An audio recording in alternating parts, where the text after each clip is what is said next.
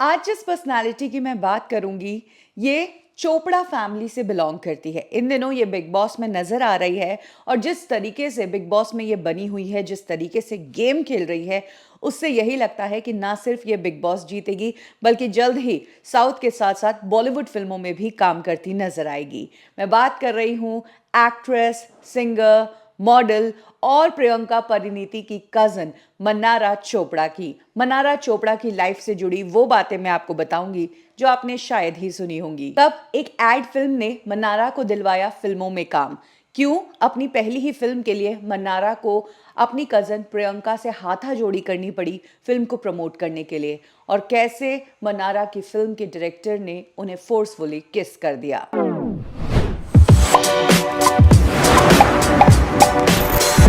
मनारा का जन्म अंबाला में हुआ है। हालांकि उनकी स्कूलिंग और पूरी एजुकेशन जो है वो दिल्ली में हुई है।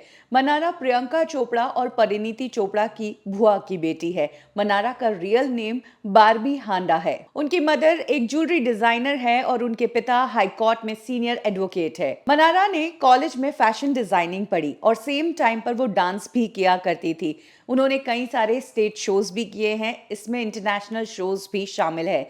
जिस वक्त मनारा ये स्टेज शोज कर रही थी, तभी उनके एक कोरियोग्राफर ने कहा कि उन्हें मॉडलिंग में ट्राई करना चाहिए और उन्हें मुंबई आने के लिए कहा। मनारा मुंबई चली गई, जहां पर कुछ समय उन्होंने अपने कोरियोग्राफर को असिस्ट किया और मॉडलिंग के लिए ऑडिशन भी देती रही और कुछ ही समय में उन्हें मॉडलिंग के ऑफर्स मिलने लगे। इस दौरान उन्होंने काफ़ी बड़े ब्रांड्स के लिए काम किया, जिसमें सुजुकी का नाम भी शामिल है। हालांकि जिस एड ने उन्हें पहली फिल्म दिलवाई, वो एड था डाबर आंवला का। इसके अलावा मिंत्रा और बजना चाहिए गाना, इन सभी ब्रांड्स के लिए भी मनारा ने ही काम किया था। मनारा ने डाबर का एड प्रियंका के साथ किया था और इसी एड से मनारा की किस्मत खुली थी। मनारा ने इनिशियली साउथ फिल्म की थी और उस साउथ फिल्म में उन्हें बारबी हांडा के नाम से ही क्रेडिट दिया गया। हालांकि मनारा जिद फिल्म को अपनी पहली फिल्म मानती है। ये फिल्म एक हिंदी फिल्म थी और इस फिल्म को प्रोड्यूस किया था अनुभव सिन्हा ने और डायरेक्ट किया था विवेक रंजन अग्निहोत्री ने, जिन्होंने कश्मीर फाइल्स और वैक्सीन वॉर जैसी फिल्में बनाई है।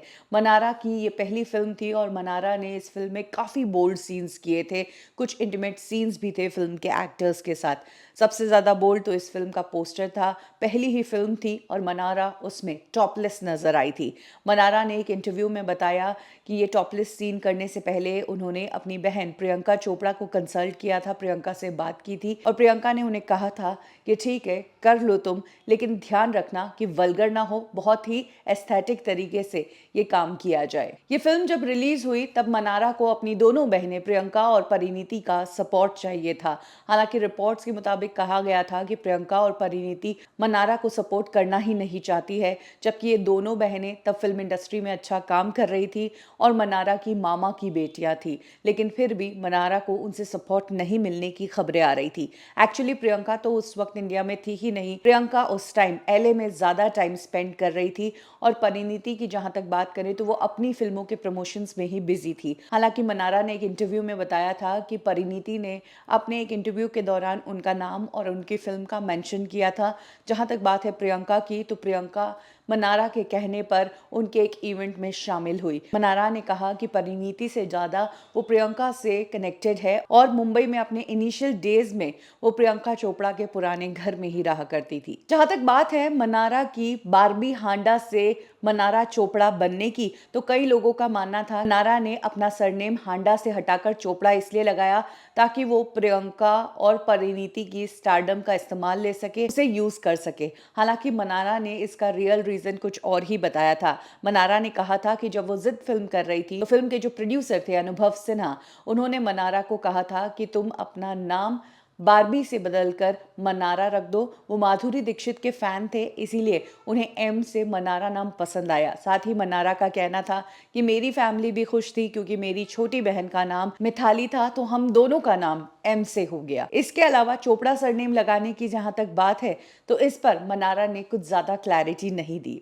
खैर, जिद फिल्म से मनारा ने अच्छी खासी सुर्खियां बटोरी थी। हालांकि इससे बॉलीवुड में उन्हें ज्यादा कुछ काम नहीं मिल पाया, बट साउथ में उनका काम चल गया। साउथ में उन्हें काफी बड़ी फिल्में मिली और इन फिल्मों से उन्होंने पॉपुलैरिटी भी गेन की। कई सारे अवार्ड्स वो जीत चुकी है। वैसे तो मनारा चोपड़ा फैमिली से है और चोपड़ा सिस्टर्स की तरह ही वो अपनी पर्सनल लाइफ को काफ़ी प्राइवेट रखती है। कभी उनके अफेयर की खबरें, कभी उनके झगड़े की खबरें मीडिया में नहीं आई। लेकिन ईयर 2023 में मन्नारा तब बड़ी कंट्रोवर्सी में आ गई थी जब वो अपनी फिल्म का प्रमोशन कर रही थी और प्रमोशन के दौरान मन्नारा के पास खड़े डायरेक्टर ने उन्हें अचानक से किस कर दिया। ये सब कुछ वीडियो में कैद हो गया और मन्नारा का जो रिएक्शन था वीडियो में, उसे देखकर लोगों ने कहा कि डायरेक्टर ने उन्हें ज़बरदस्ती किस किया।